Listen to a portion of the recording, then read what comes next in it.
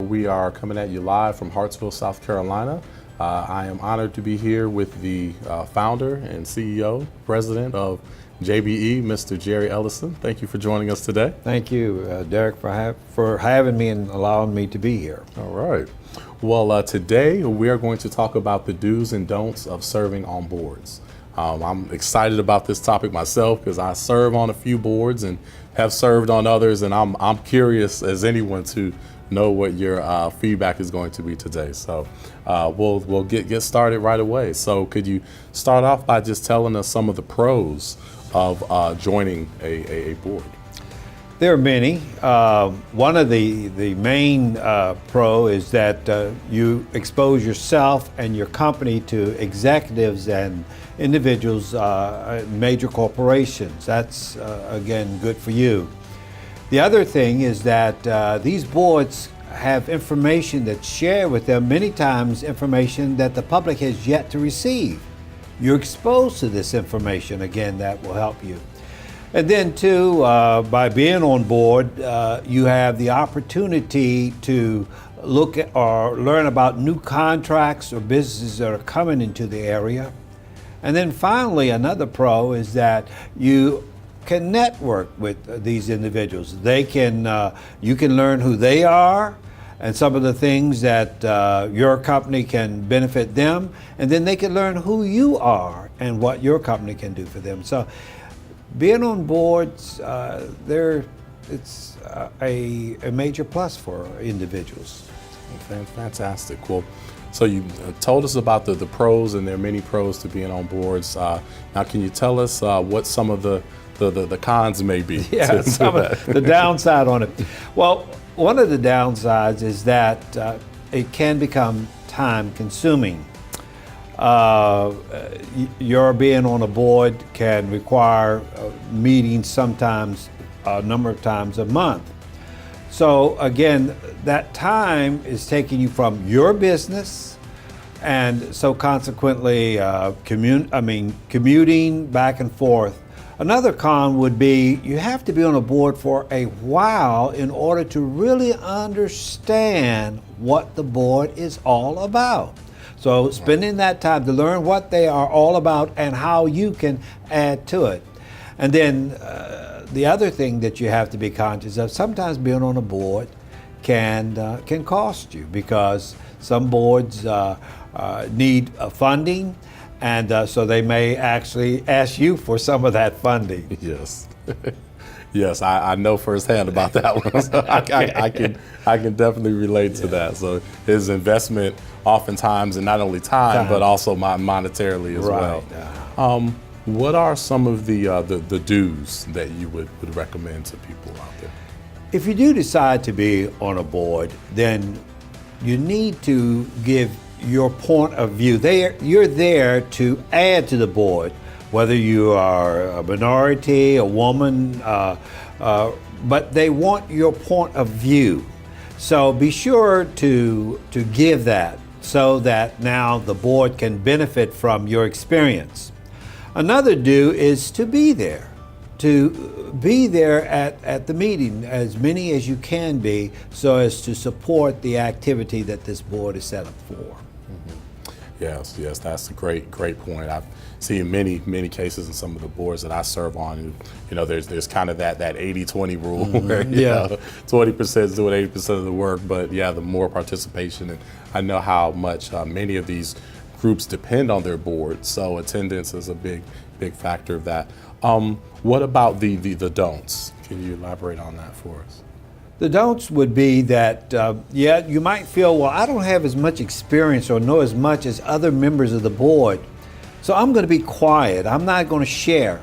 No, they need your point of view, so don't be silent. Also, don't be a yes person.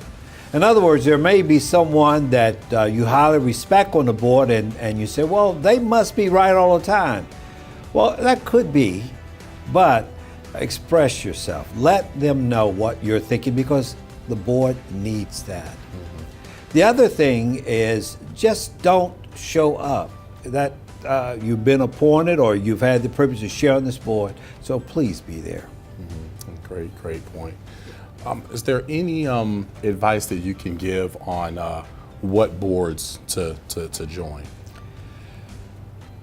If you're starting a business or if you've been in business for a while, some of the boards that you might want to consider is the Chamber of Commerce, because again, that's telling you what's going on in your city. Or you could be on a development board, in my case, the county development board. Again, this is helping me to see, hey, what's coming to the county that will be a benefit to my company. And then there are other boards that you can add to. We, as a volunteer, we are on board at the hospital, clinics, at educational boards, colleges. Again, these are some of the boards that are open for us and would allow exposure to what's going on in the community. Great insight. Yeah, those are some great boards for a business owner or someone starting a business to join.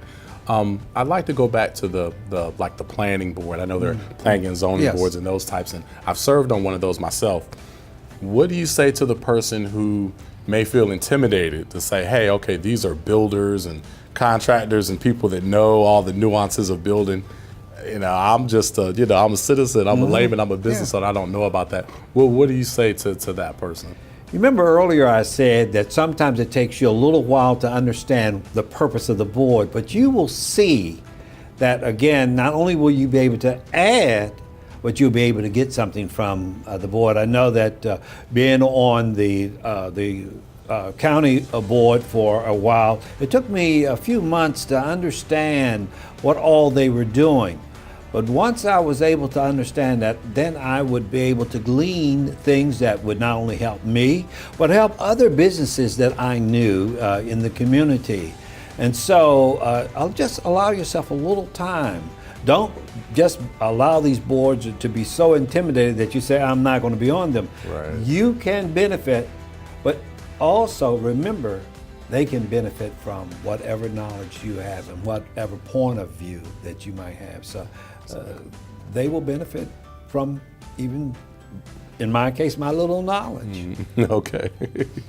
And lastly, how do people go about getting the most out of their time? And we're all stretched for time with demands all over the place. And if you're a member of one board or many boards, how do you go about maximizing your time?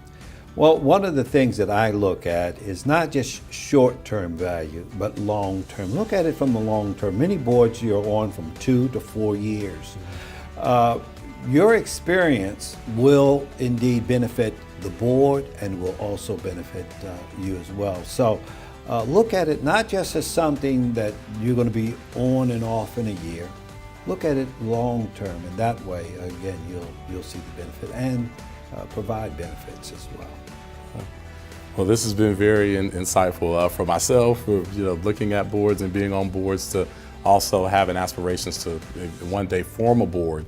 You have my mind thinking of ways that I need to make sure that we treat our potential board members. So I want to be one of those that are looked at in an attractive light to join. So great insight.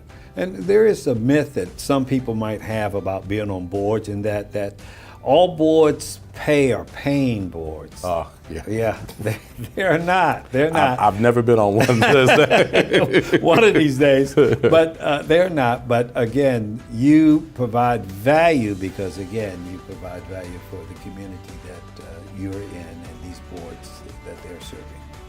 Great. Well, thank you for your time and thank you for inviting me. Oh, my pleasure. Thank you. So to watch more of our video blogs, you can visit us at jbeinc.net.